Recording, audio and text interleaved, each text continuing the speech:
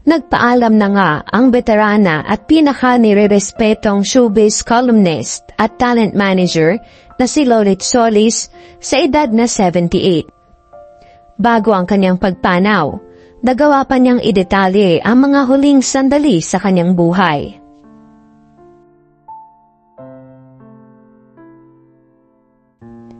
Sa kanyang huling Instagram post, kung saan nagbahagi ito ng isang litrato ng paborito nitong lugaw, ay dinetalye ni Nanay Lolit Solis ang kanyang mga huling sandali. Nagawa pa nga nitong magbigay ng opinyon sa latest issue ni Carla Abellana at ng Prime Water. Talagang kahit may sakit ay bahagi na talaga ng kanyang sistema o marahil upang malibang na rin ang pagbibigay nito ng kanyang opinyon sa mga showbiz happenings. Narito ang isang mahabang mensahe na kanyang iniwan.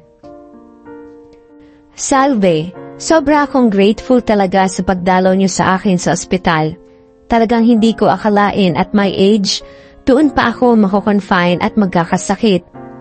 Nagkaroon nga tuloy ako ng anxiety attack dahil hindi ko akalain na at my age, mahihiga pa ako sa hospital bed. Tuwang-tuwa ako talaga nang dumaan ang grupo nila June Lalin, Ian Farinas, G. Trilliana, Ana Pingol, Randolph at Salve para tingnan ang kalagayan ko. So grateful for my friends na talagang tiningnan ang kalagayan ko. Medyo hindi ako talaga sanay sa hospital scenario, kaya culture shock para sa akin ang mga nangyayari. Every time I wake up in the morning, shock ako na nasa ibang kwarto ko. Kaya nga minsan, gulat ako paggising. Kaya tuloy parang at a lost ako tuwing gigising. Pag umaga parang hinahanap ko yung magulong kwarto ko. Ewan ko ba, basta I feel everything happening is new to me. Kaloka dahil talagang nagtataka ako na now ako nagkaganito. I feel like crying pero wala na akong magagawa. Buti na lang at ang babait na mga doctors ko. Dr. Florante Munoz, Dr. Linga, Dr. Mora at Dr. Nema Evangelista. Talagang inaalagaan nila ako at hindi iniiwan. Ang hirap pala nung may sakit. Hopeless, helpless, weak ka. Para bang hindi mo alam where and what to do. I feel it was already late for me para magkaroon ng ganitong episode sa buhay. Pero alam mo naman, si God, alam niya when or where ibibigay sa iyo ang mga bagay. So grateful na ngayon older na ako nangyari ito. Meron na akong pasensya at wisdom na tanggapin ang mga bagay. I feel sad, weak but hopeful. Wishing na sana gumaling ako agad at maging active uli. I love life, I love my works, I love my friends. I live life like everybody else. But if being sick is a sacrifice I have to experience, it was an eye-opener for me, like going through the medical procedures, mga ginagawa sa ospital, lahat new sa akin. Pero in all gratitude, salamat sa staff ng FEU Hospital dahil napaka-caring nila. Talagang spoiled patient ang feeling ko. Hindi ako nagsisi na nagpaalaga sa FEU Hospital. I feel very special dahil sa alaga ng staff lalo na ng mga doctors. Kaya nga tsak ko nagagaling agad ako. Para lang ako nagbakasyon, sleepover ng ilang araw pero ganun pa lang ang feeling ng nasa hospital. Minsan nga gusto ko umiyak dahil sa self-pity pero talaga sigurong ganun ang buhay. Dumarating ng mga bagay sa oras na hindi mo alam. Kaya nga, tawa ako nang mabasa ko ang issue ng Prime Water na sangkot ang mga bilyar. At this point na dapat mas bigyan pansin ni Carla Abellana ang mas ibang malaking bagay, heto at tubig ang mas binibigyan niya na importansya. Mas mabigat pa ang tubig kesa lagay ng puso niya kay Tom Rodriguez. Itsurang mag-asawa o magkaroon ng anak, Prime Water ang concern ni Carla. Dahil syempre, Prime si Tom bagay sa issue ni Carla. Bagamat sa huling mensahe ni Nanay Lolit Solis ay nagawa pa nitong makitsika, ramdam mo na pinapagaan na lamang niya ang kanyang pinagdadaanan, pero halatang nahihirapan na rin siya. Taong 2022 nang unang inamin ni Nanay Lolit na siya ay regular nang sumasailalim sa dialysis treatment dahil sa kanyang chronic kidney problems.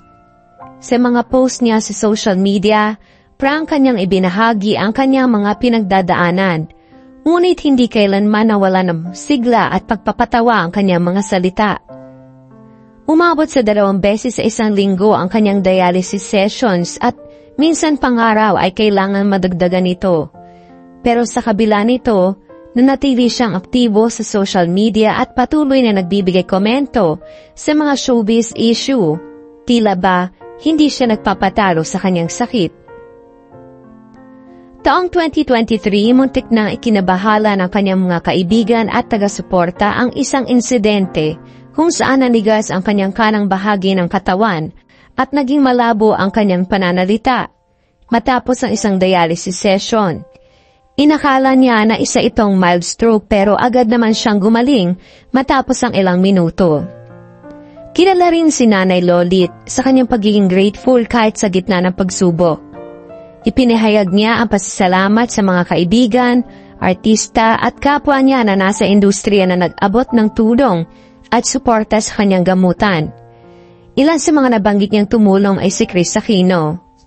Noong April 2025, sa isa sa kanyang huling health updates, sinabi ni Nanay Lolit na patuloy pa rin ang kanyang dialysis at nagpapasalamat siya sa Diyos sa bawat araw na binigay sa kanya. Ngayon, habang nagluluksa ang buong showbiz industry sa kanyang pagpanaw, mas mananatili sa alaala ng marami ang kanyang katapangan, katatagan at walang kupas na pagmamahal sa showbiz industry. Isa siyang tunay na haligi ng showbiz na hanggang sa huli, ipinakita kung paano lumaban ng may dignidad at puso. Paalam sa iyo, Nanay Lolit Solis. Maraming salamat sa maraming taong na ibahagi mo sa ating industriya.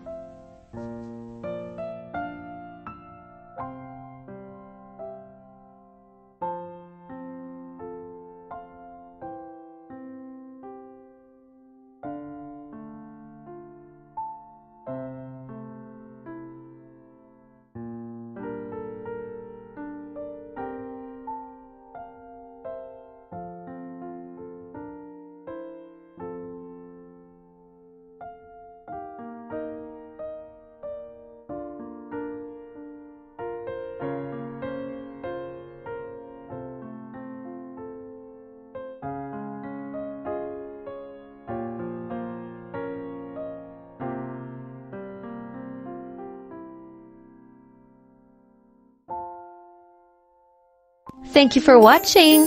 Don't forget to subscribe and click the notification bell for more updates.